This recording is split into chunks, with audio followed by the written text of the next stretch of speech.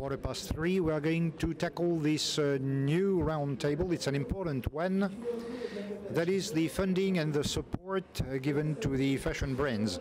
In a show such as Texworld, which gathers the sourcing, the fashion, the accessories, and so on and so forth, well, facing the turbulences the sector is experiencing at the moment, an immediate problem is the development of the brands. How can the young brands find funding to materialize their projects? We've got two speakers at the moment. Mr. Cohen, who has set up the mother company. They invest, they support into fashion brands and art of living brands. So could you explain what the bother is? And then we'll open a dialogue. Thank you, Gilles. Well, mothers, as a matter of fact, there is no E, as a matter of fact. Because we are very modern, because we use a technology, I mean the blockchain technology, to produce a funding source which is an alternative to the classical funding. On behalf of brands, we create digital assets with a token, a digital token, which makes it possible to build up a funding source which won't be dilutive and which will accompany the customers. This corresponds to the new economic model of the brands that are in demand for funding. Now, we are only three at the moment. Normally, we'll have a banker coming with us. We have a message from the last speaker. Now, what are today the new problems of the fashion industry? Is it in the connection with the customers or what? Well, I think it must affect the whole chain, but there is a real change in the calendar. You know, 15 years ago, we were a fashion brand. We had a wholesale B2B model. We would fund our growth gradually, and we could attract B2B customers. I mean, multi-brands or else that would place orders or that would give us 30% at order and 70% at delivery. And we would try and grow that way. Today we observe brands that have a completely different model. They, you know, give up the retailers, Galeries Lafayette and others, and thanks to a technology which is internet, they are directly in connection with the customers and they sell directly to the customers, and these generate financial resources that are very different. We are in between those companies that have raised fund in 4, 5, or 6 years and the traditional ones. Well, it's a real change. As you said, the customer has had those models evolving. I mean, the customer is the one that can choose the brands they want to support, and we want to fit into this dynamics. Another experience, I mean, could you explain what you have done? Now, I met you with Épinal and others. Those are old brands that you have taken over. Yes, actually, I'm not an investor, a private investor. I'm a small entrepreneur. And originally, I come from the digital sector. I mean, I attended the prehistory of internet, and I work in the artist agent or edition publishing sector. And I want to accompany corporations to help them complete their projects and maybe help us to raise funds if necessary. Sometimes it's not necessary to go way down to this step. We can rely on the self-funding or the friend money. Well, personally, at the moment, when I took over the Épinal printing company, you know, that was an iconic brand created in the 18th century. At that time, it had become a private museum. It was a completely obsolete brand, and the challenge was to, you know, make the best of the historical fund of this brand that was world renowned. So my mission was to be there during a couple of years to, you know, make a progress review of the potential and the historical fund. And it appeared that the lithography sector is a rather complex sector. The economic model is sometimes difficult to be made viable. So very quickly we moved to the decoration sector. We thought about textile and fashion sector, but it was much more complicated. I mean, we would have had much larger resources, much bigger resources. So we moved to the decoration sector that has shown some interest for our historical fund to develop projects for wallpaper. So we worked with very famous designers, and then I gave up that Épinal company, and I created my own brand, which is there to support entrepreneurs or brands that need to reinvent a new life or develop new products. I, you know, create conventions between designers and artists. I also intervene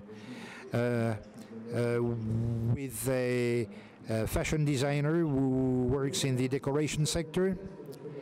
Well, that was a photographer, I think, working with Claudel. Yes, exactly. Yes, we know everything about that.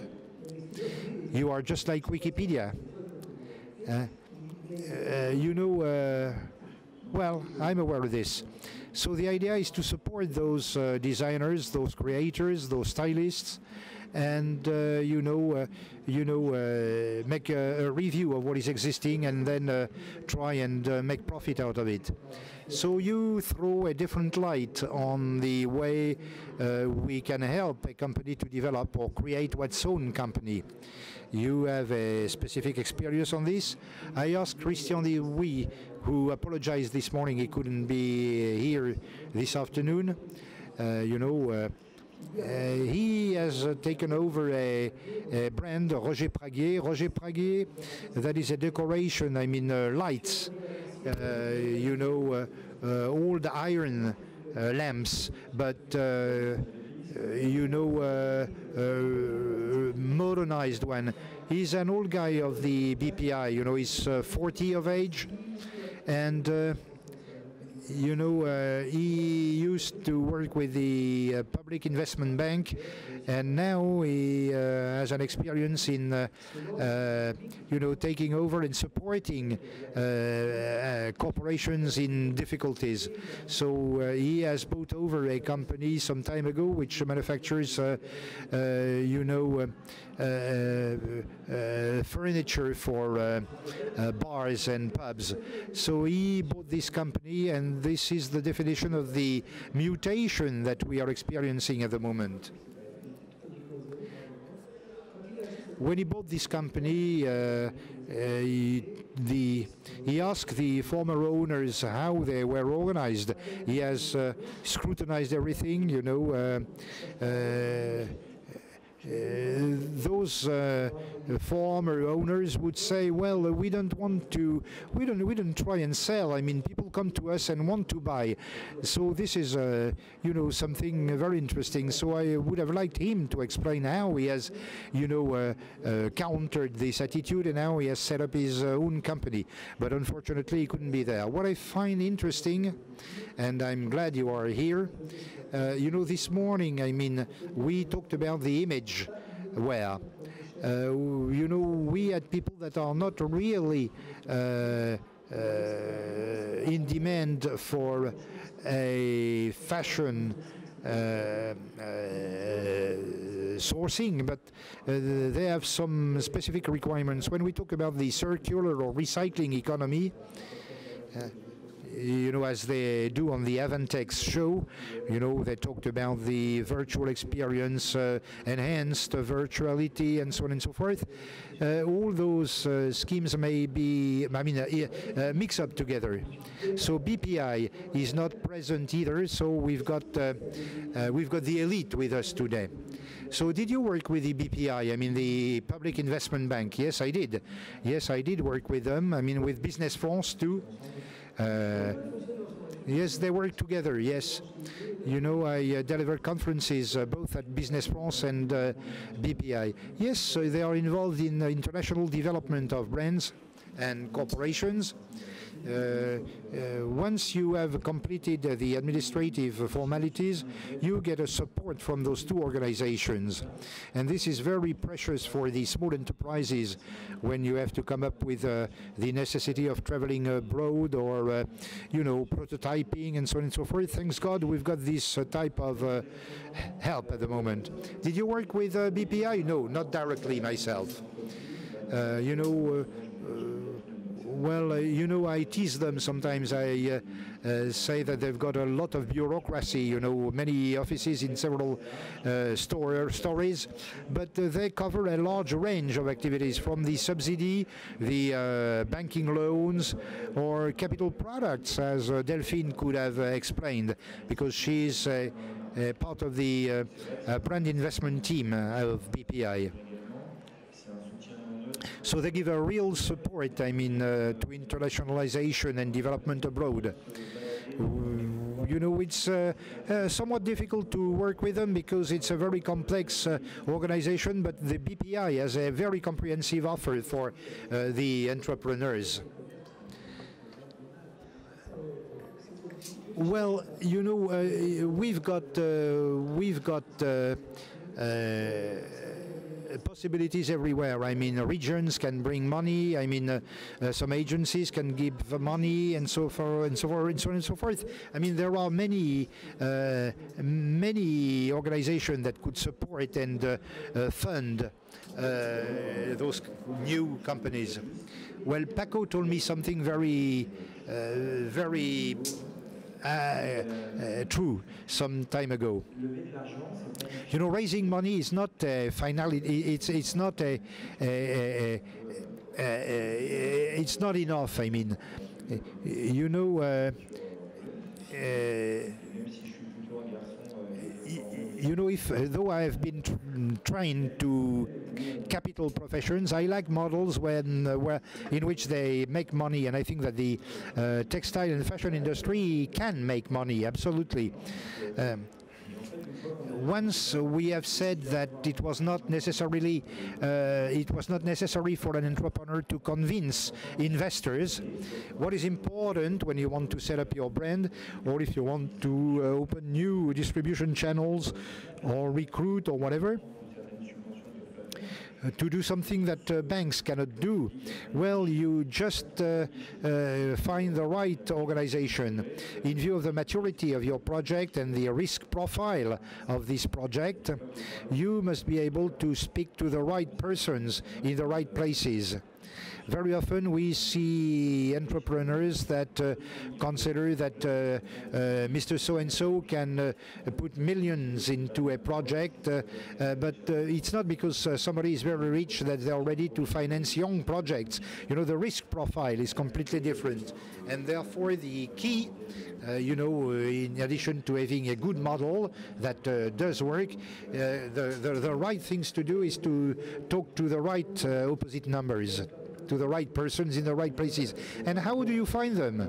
Well, when we support and accompany companies in finding funds, well, of course, it depends on the volume of funds you need. So you must know very well the sector. So you know that somebody has made a deal some month ago, and therefore this person is able to make another deal of the same type. So we've got big databases that can be used to match your funding criteria with a precise project. Now, from my own experience, because I have looked for funds for Image d'Épinal, for example, there are several ways of proceeding. In general, we rely on our personal experience and the experience of our closer network to see who could open a door to us. You know, there is theory and then there is the reality of fact in the field. When you believe in a project and you are an entrepreneur, you can spend a lot of time on your project because this is the essential, of course, and then you can produce PowerPoints, Excel tables, and so on and so forth. This takes a lot of time. So there is this first aspect. You know, you may have contacts or find potential investors. You nevertheless needs a lot of tools ready to convince them and see whether your project is viable. And you must be ready to be challenged too. You know, sometimes working on a project you forget the essential. So finding funds, this is done by economic intelligence. But also it's good to have personal contacts.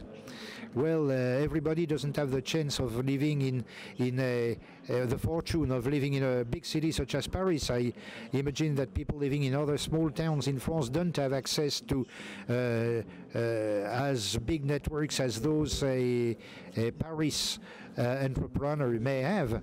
You know, I come from the countryside, so I know that it's much easier in Paris downtown than elsewhere. So sometimes you must use the rule of the thumb. You know, even though there are a lot of investors existing at the moment, it's very difficult to find one's way into these networks. And it's good to rely on oneself and have good contacts.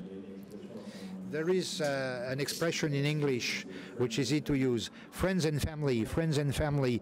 Very often you start with friends and family money. But if you consider that these investors may be investors, that is because the professional investors whose job is to manage money for third parties, they are not paid to run risks.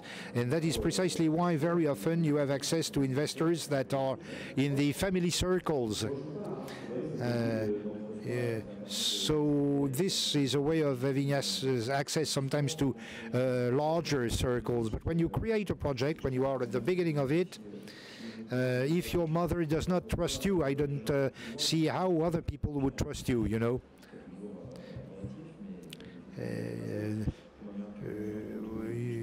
You know, I don't know whether this is true every times, but first of all, you have access to people that can take a risk, that are able to take a risk, because investing means taking a risk. So people that can take a risk on the basis of unrational reflexes, maybe without knowing the real figures involved in this project. And the bigger you grow as an entrepreneur, the bigger access or the easier access you've got to more identifiable investors. You know, it's easier to map the big investors than the small investors that are accessible to young companies and young entrepreneurs. And this is the biggest work you've got to do in addition to the production of paperworks, you know, for formalities. There is also the legal problems. I mean, you know, mistakes must be sometimes corrected after you have produced an investment plan. You know, it's just like a marriage. I mean, everything is pinky and rosy until problems are arising. You know, raising money, raising fund, that seems to be a national sport at the moment. But I like to spend some time on a very nice project which is very concrete, and we should never forget the legal implications. There are formats that are simpler to adopt, you know, the equivalence of safe contracts that make it possible to consider the profit making on a rather longer term. This is something important to note. We shouldn't forget this regulatory aspects and contractual aspects too. Thank you for reminding us those rules, because rules of the game are very important. You know, there are 5 startups that were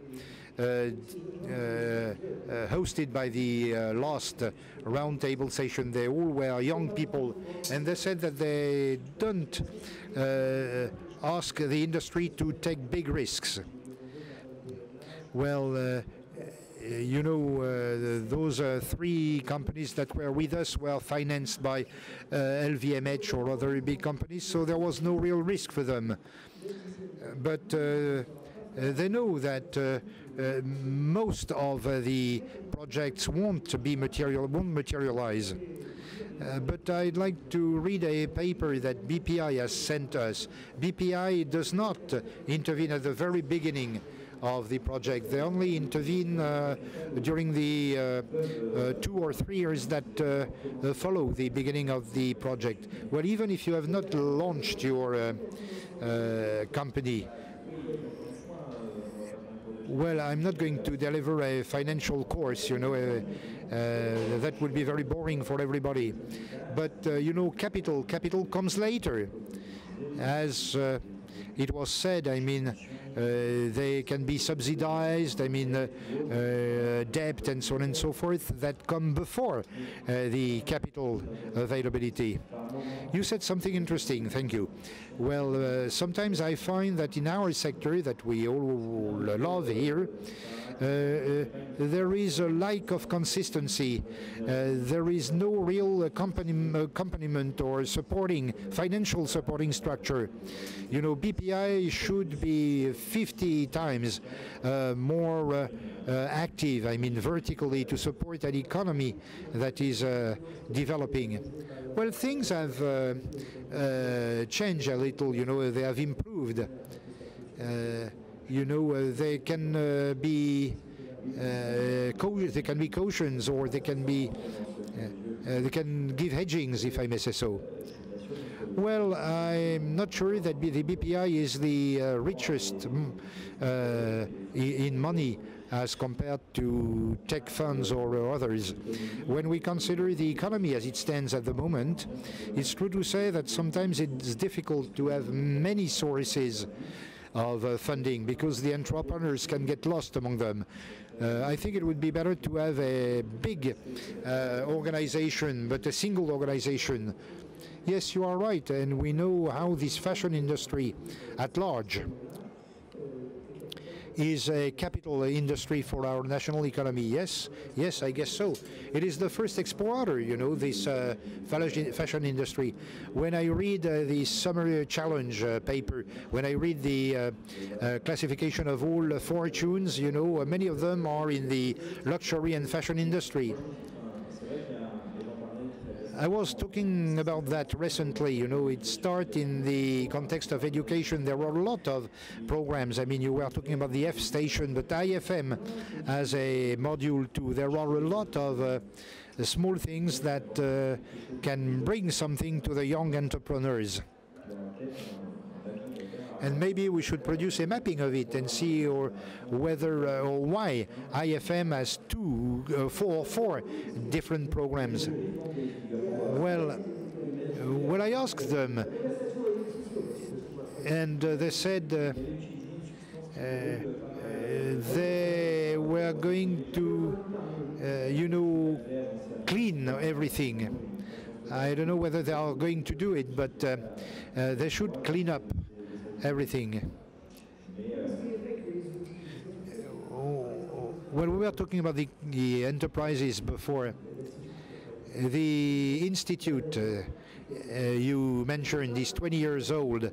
Well, we can't continue living in such an obsolete context, you know. Well, it must move on. So we must be in economically, but we must also be forerunners, if I may say so.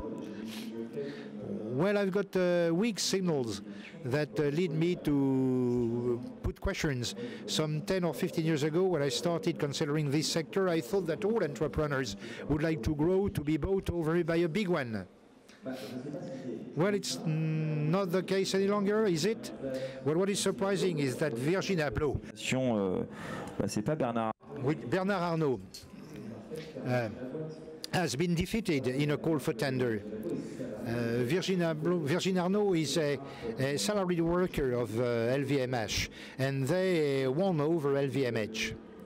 So this is surprising, you know, the path followed by the entrepreneurs way up to the success. I mean, when it is bought over, well, the success is to be bought over. You know, workwear. This morning in the workwear context, we saw that there was a company that was 200 years old, another one 80 years old. So the final aim is not to be bought over. No, but when you are dealing in when you are working in an economy, when I was talking about the convergence with the tech sector, most of the entrepreneurs we come up with at the moment are with models in which the funding model is such that once you have attracted one investor, it's a vicious circle. If you enter, and if you enter in a funding process and another one leaves it,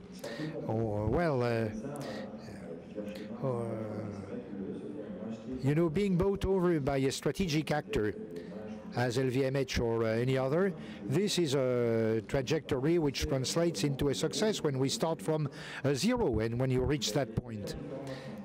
But there are different actors now. Now, who has bought over Epinal? Well, this company has not been bought over yet. We are under discussions.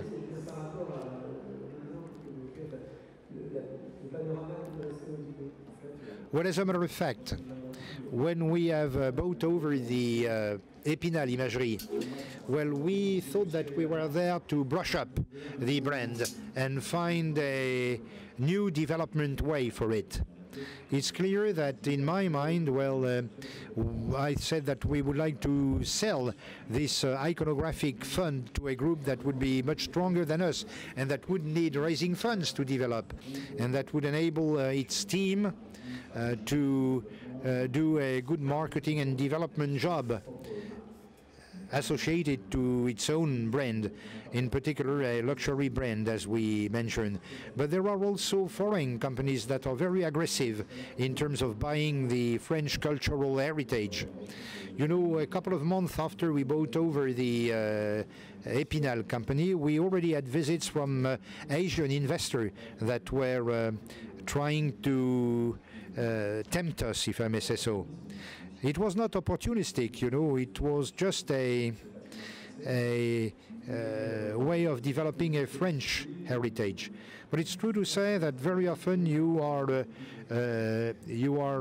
approached by foreign investors, in the sector I come from, at least. Of course, the international sector is eager to buy the best cultural brands in our country. That is the case for hotels too, I mean luxury hotels. What the foreign investors are looking for is buying just a little piece of France, you know, a little bit of France. I'm not a great traveler, but I visited Japan, Korea, the Emirates and China. You've got to realize that in those countries, even being a very small French company with a 200-year French heritage, well, you are received as a VIP. You know, I organized such a visit with Atout France. You know, I was with Caroline Le Boucher. She became a minister, and then she was at the she was the boss of Business France. When we met, the project was as follows: how to show this part of the immaterial French heritage that you are at Epinal, for example. How to promote this. I mean, how to enhance the attractiveness of France with this. France is not only gastronomy and beautiful landscapes, you know.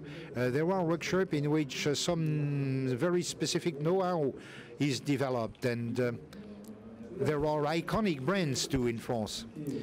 Yes, that is the attractiveness of a heritage brand in France, which is very surprising. And I know that the French entrepreneurs sometimes are forgetting that. A lot of things may happen for us abroad. And very often we try and, you know, that is the old school, if I may say so. You know, some people in my family told me that you must be very strong locally before you try and export. Well, I was told the same thing, you know, we must be cousins. It's surprising to say that we've got to we've got to forget that type of attitude. There are a lot of businesses at the moment that are developing and that are that export up to 80% of their production. And this is true in the art of living sector in which I work at the moment. And this is the way we are going to progress. Moi, je suis assez curieux sur ces points. Well, if you look at the situation 10 years ago, and if you were, for example, a fashion brand, you would pay for a good-looking, a nice booth in a trade show. Investors would come and visit you, and then you could say to your investors, "Well, look at this map. My products are distributed here, here, and there." You could show that on a map. Now, even though there are lots of visitors in this trade show, for example, but there are less visitors today in trade shows. For example, I went to a show last week, and I've witnessed this. And brands no longer try to adjust to the traditional fashion timeline. So. And there's a lot of talk about the sustainability in fashion. Well, but I think it's honest. So lots of people tell us, well, so some businesses tell us, well, if I send my products which have been made in Europe all the way to the US, clearly people are going to criticize me. I'm going to get lots of flack on social networks because I say I'm a sustainable brand, but I'm sending my products to the other end of the world. But still, brands will have to be international going forward. And there's an example I love, where everybody loves it, but probably know an American cosmetic brand. So, I mean, if you're champion, so. It was an amazing success story in America with exponential growth, and this brand did not export outside the US, but it then went through several financing rounds to start exporting its products to Europe, because it did not want to be criticized, because it was sending its products on the other side of the herring pond. Now, last summer, I went to a conference, and the founder of the French company Le Slip Français, so he said that he did not want to be criticized, except that he took a flight from Paris to Brittany, where the conference took place, and so he made, you know, lofty statements about sustainability, and someone on Twitter said that he actually had taken a flight from Paris to Brittany. So anyone can criticize you. Right, what you're saying is very, very interesting. In development financing, the image of a company is very important, creativity as well, but reputation is key. And we've talked a lot about this in the last 2 days. So in our panel discussions, we've talked a lot about the circular economy and sustainable development. So you may be as virtuous as you want, But if you import products from the other end of the world, well, for example, we have a lot of representatives from China here. China is really growing in quality, clearly, year in, year out. And it's the same with Bangladesh and Turkey and Sri Lanka. There are young business leaders who are your age who have explained to us their strategy. There seem to be great strategists. But even though they say they are sustainable, they respect or they try to they respect the environment, there's always the issue of transportation, of shipments, and of the footprint of all this. Right. But actually, we can revert to our topic today. People talk about slow fashion. They say they are going to buy less products, which means that as a company I'm going to sell less products. Right. But it means that I can sell my product at a higher price because the quality is higher. Right. Right. No, but so that's the idea. How can you combine the concept of growth with a socially and environmentally responsible approach? But how can you still generate value for your investors at a different pace, of course? So all these are new challenges for the industry. And we're facing this. Because we know that some entrepreneurs with more talent than we have would probably find the right answers for this. Maybe not technological answers. Well, let me revert to the example of the slip français. This company, this brand is not about technology, it's not about marketing. Yes, and they've developed a lot of things around the brand. It's exactly like other projects, but it's very dynamic. And so all these aspects are taken into account by investors when they consider potential funding. For example, if an investor says, well, sorry, but I don't care about the planet, and I will keep having my products manufactured at the end of the world. Well, I do hope that some other investors will say, but don't you think that consumers are expecting something different? For example, I think Zara has made a commitment. Zara has said that its production lines would be clean between now and 2024. So if Zara is going for this, it's clearly because there is a groundswell amongst customers, and I think that it's definitely going to have an impact on the financing cycle.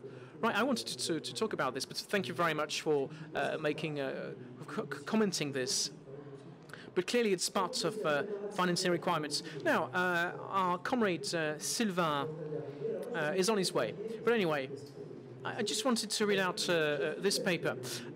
I've received 2 papers from the French Public Investment Bank, the BPI. So what should we talk about first? Support from the bank or investment? Support. Right, because I think that usually you get support before investment. So the BPI offers consultancy. It's sponsored by the company. We have 350 freelance consultants. So well, soon we'll have a new one, 351. We talked about this earlier on. Yes, but I was drinking a lot of coffee. Yeah, anyway. So a lot of missions have been performed by many of our representatives. So 120 missions in over 4 years. Is that a lot? Is that enough? What do you say? I'm not criticizing the figures. Does it mean that not enough people have been to the French BPI? Well, usually people don't come to the BPI. You have to go. You have to reach out to them. Well, it's been around for 30 years. Well, that's not a lot. Yeah, it's actually quite. It's not a lot. I mean, these are, unless these missions are very, very long and very complicated. Right, so the BPI also offers so-called accelerator programs, training courses. So there was a first accelerator program in 2015, 1,000 companies, all industries. It's so an accelerator program in 2015. The objective is to support 1,000 businesses a year. Is that better? Well, I'm not sure it's fully dedicated to the industry that we work in, but to me that's a lot. So I suppose the support provided to entrepreneurs is for all industries. Yes, I think that the mission statement of the BPI is to support all industries. Right, and since October 2019, Well, that's the future. Right, that's the future. So I discussed this morning with Delphine. He was really sorry that she could not make it to discuss this with nice boys like us. So a new unit will be dedicated to brands and subcontractors of the garment, leather and jewelry industry. At last, yes, but there's also La Caserne, which is going to start its business. Well, lots of businesses have a lot of needs. What about Maeva? Maeva is the same investor. I think Maeva is leaving or is exiting from l'Exception to take over this venue, which will be a center that will welcome young entrepreneurs that are sustainable development minded. Right, so this is part of the Paris City Council's programs. So we're talking here about small-scale industry, right? Because I've met the team. So small-scale industry, we're talking about workshops and... well, you've talked about acceleration. So it's supposed to be a reception center where basically you're given some office space, but you have to pay for it. I don't think that's right. I think you should be able to get some support, some advice, and of course office space. But then if your project has some potential, you should get some support to boost your project. And what I like about this La Caserne project is that there's some financial capacity. Also, you talked about Station F. It's also Xavier Ney's ambition. His project was to have to cover the entire chain to create a school, and then a fund that can support young entrepreneurs. But I think it's a pity, really. I mean, I'm fond of business models, but if we're talking about sort of venues for young investors or young entrepreneurs where you have to pay 300, 400 euros to get office space, that's not really what young entrepreneurs need. Of course, they need a physical venue and some office space, but I think what they really need is a boost, an accelerator program that can really give them some value and provide them with some investment. Right, let me read it out. October 2019, so this accelerator will open its doors. It's done jointly with the Federation of 13 independent businesses, businesses that have been in existence for at least 3 years, but some exceptions as possible. So I've discussed this once or twice with the French BPI. I think that some businesses need help at an earlier stage. I mean, if you wait for 3 years, usually it is successful. Yeah, well, do you still need help 3 years after you've started your business? There are lots of projects in the pipeline. If your business, for example, generates 5 or 8 or even 6 million euros in sales, which is already great, you don't need help. It means that you already have office space, you already have chairs and tables, computers, and people working for you. So I'm not sure such businesses like that would need some help from the BPI. There's another company, Havas, that is looking at starting an incubator within Station F, but you have to pay 3,500 euros a month. Do you know any entrepreneur who can pay 3,500 euros a month for a few tables and a few chairs? Well, I mean, they don't need you to find a chair and to sit down. I mean, they already have offices. Well, what you're saying is very interesting, because that was my first thought when we organized this panel discussion. So we have opened a center in this trade show for young entrepreneurs. So we have young business leaders. And so basically they've understood that it was necessary to first produce small quantities, so baby steps. So for example, your customers buy 100 meters of fabric and not 6,000 square meters, but that's the real issue when you start up. We believe that boys and girls who are talented will always be successful, but when you want to start a business, and sorry, I'm using simple terms here because I'm not brainy as you are, but it's more difficult when you want really to start a business. Let me finish reading this out. Once you've been shortlisted, you get 12 months of individual and group support, individual training course, customized guidance or counseling by senior consultants, networking as well. So, I'm looking forward to applying to this. Well, what if we started a business, the three of us? Yes, let's do it tonight. We need to have more, right. So you would be the senior expert. Yes, I am. I would be I would be that. No, but in the US they have incubators and accelerators. An incubator welcomes really young projects, and accelerators take you on a growth track and usually help you secure funding. But it seems that people are lumping things together. But it's not the same expectations. When I started, I had several options. I could stay at home, but potentially, and work from home, but potentially my mother-in-law could have barged in on me with my three kids in the middle of the afternoon, so it's better to have an office outside. And also, in the fashion industry, you need to showcase your products. So I think that's the only disadvantage of these initiatives. But let me talk again about the La Caserne. They have a co-working space, but it's fee-based. You have to pay for it. But I was told that it wouldn't be very expensive. Yes, but expensive or cheap, that's not really the question.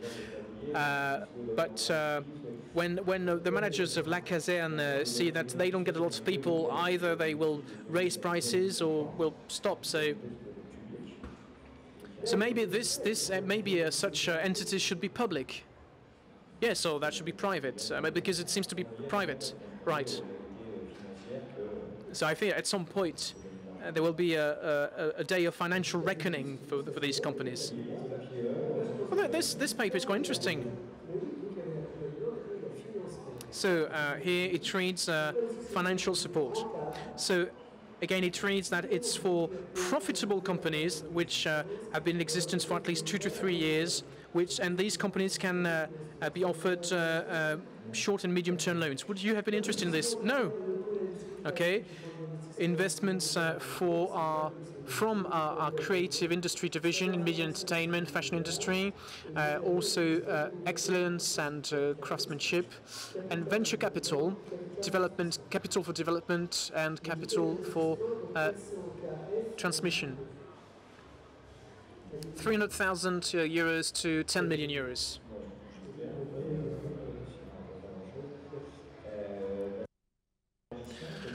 Well, that's a lofty ambition.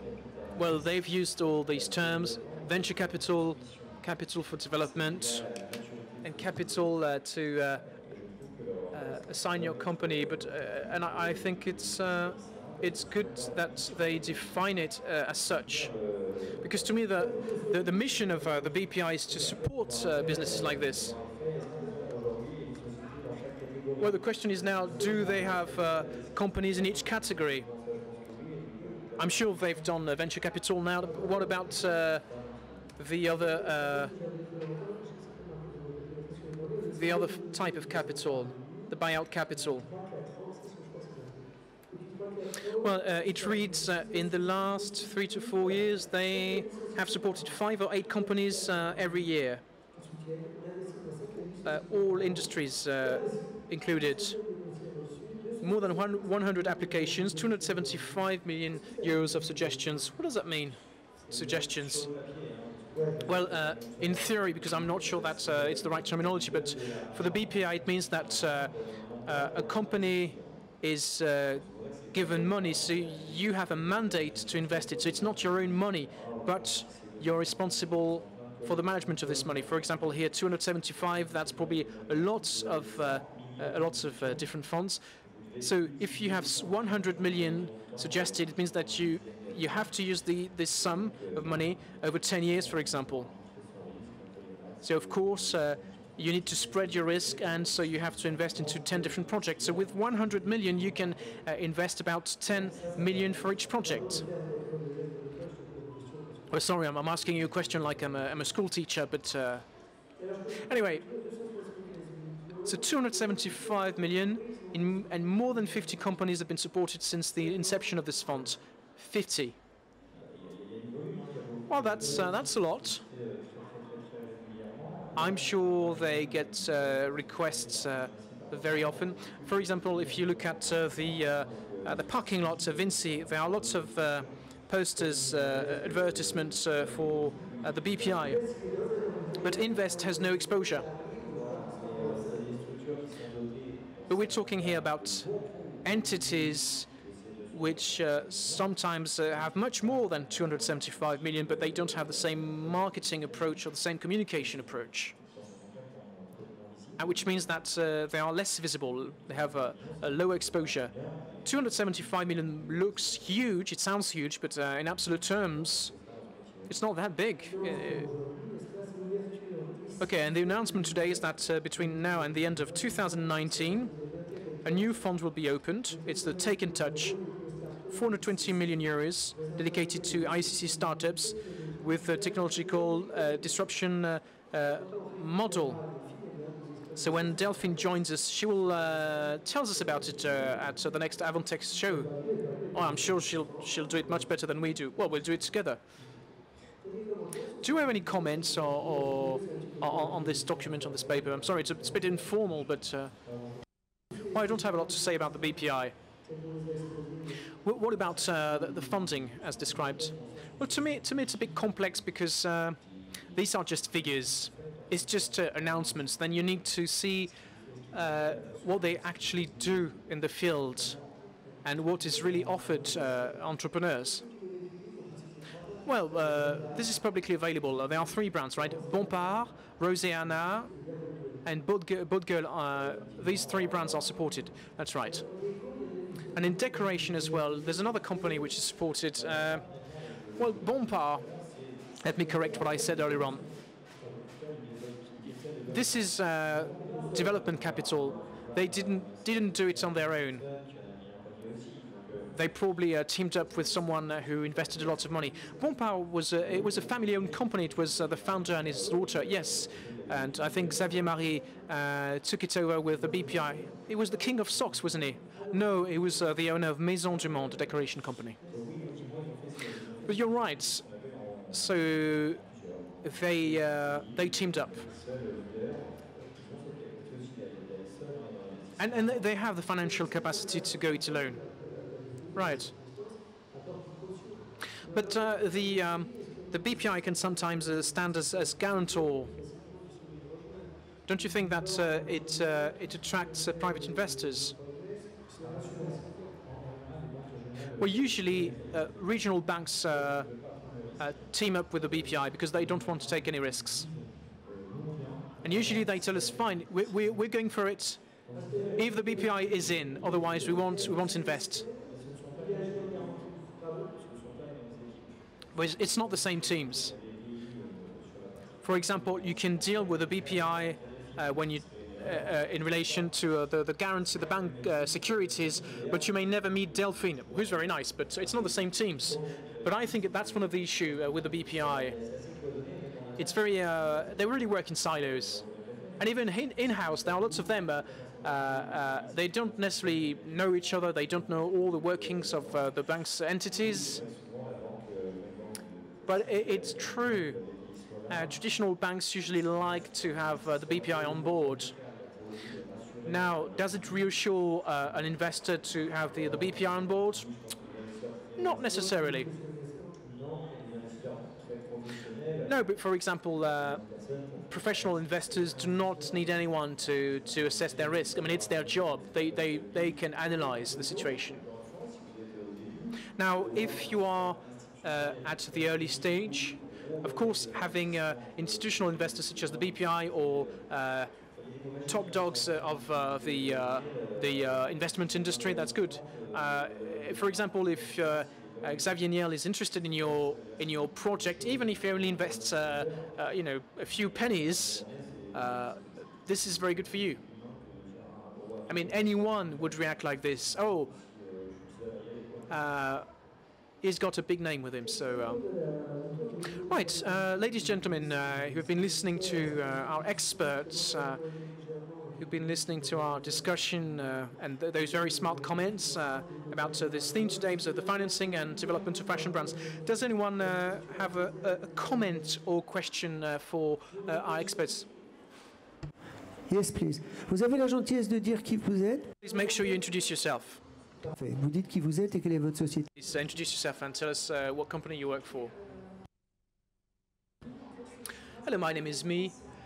I'm Chinese and I arrived in France in 2013. I've created a brand with my husband, who's French.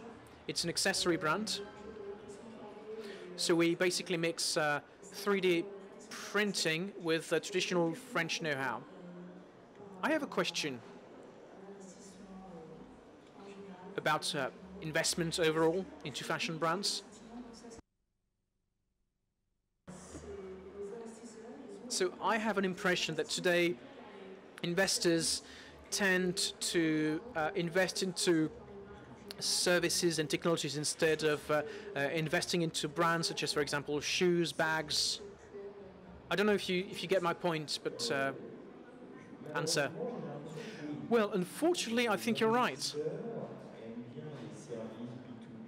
Investors like B2B services because they have this feeling that once you've found the right method or recipe, things are easier.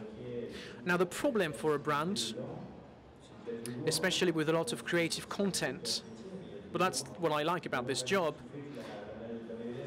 but there's always a sort of buzzword which sets things in motion, and that's how a brand can find its audience. And this is a bit scary for investors. Now, that being said,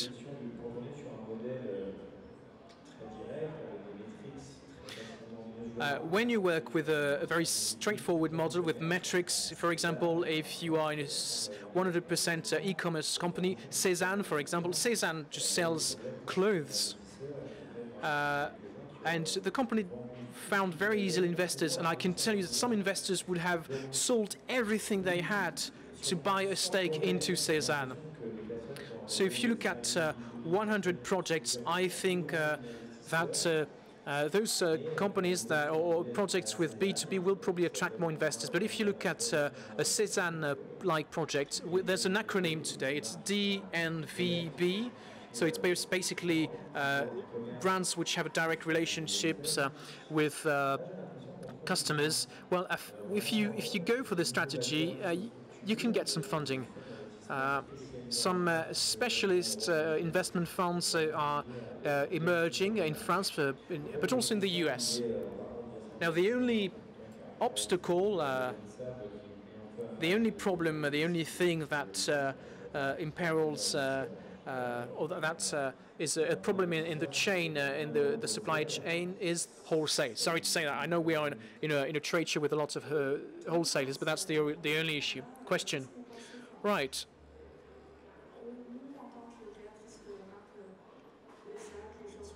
So we are the creative. We create. We're designers of shoes and handbags. So what should we do? Well, what I'm going to say is really stating the obvious. I probably would not have said this a few years ago, but the only thing you need to have today is customers. How can you do that? On Instagram. Honestly, I don't know the method, otherwise I would be in the Bahamas.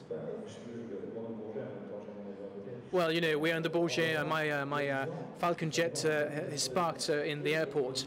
No, but you need some press coverage, and you need some partnership with Colette. but I did some deals. I mean, I managed to organize operations just by writing on a paper, this brand is distributed by Colette, and some investors went crazy. So that's the advantage and sometimes also the constraints of a sales strategy. You can actually measure whether it works or not. Also, you can do the same with Instagram. It's fair to say that a presence in the printed press is not as important. It is reassuring, but it's not as important.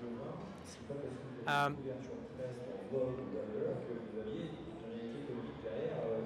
mean, even if you had a coverage in the press, it didn't mean that you would be profitable. Now, if you go to an investor and if you say, look, my company is small, but I've made 50 products, I've sold them overnight. The day after, the second day, I made 65 products and they just sold like hotcakes. So an investor might think that if he gives you a few dollars, you can sell 500 of your products, and it's easy to do. It's something that you can show to investors. So I'm just reverting to picking up on what you said earlier on. I really like entrepreneurs who come to see me and say, look, I don't need your money, I don't need you, I make money. I just need I just want to accelerate my business.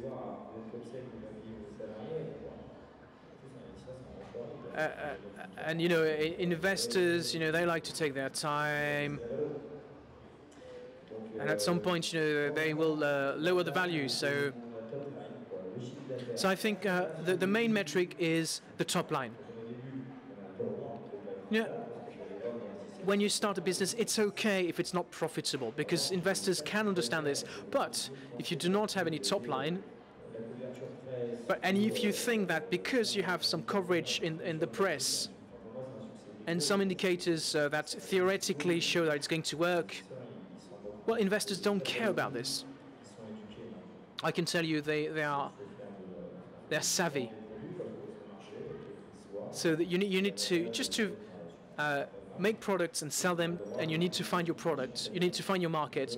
And the great thing with Instagram, for example, is that you can find your own niche, and you can develop it over time. Something which is probably more difficult with models where you had to be attractive to buyers.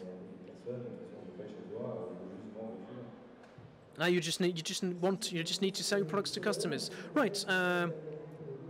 The time has come for our friends. So thank you very much, Paco. Thank you very much, Olivier. We know that you guys are amazing, and you've shown it again. I hope that my questions were not too silly.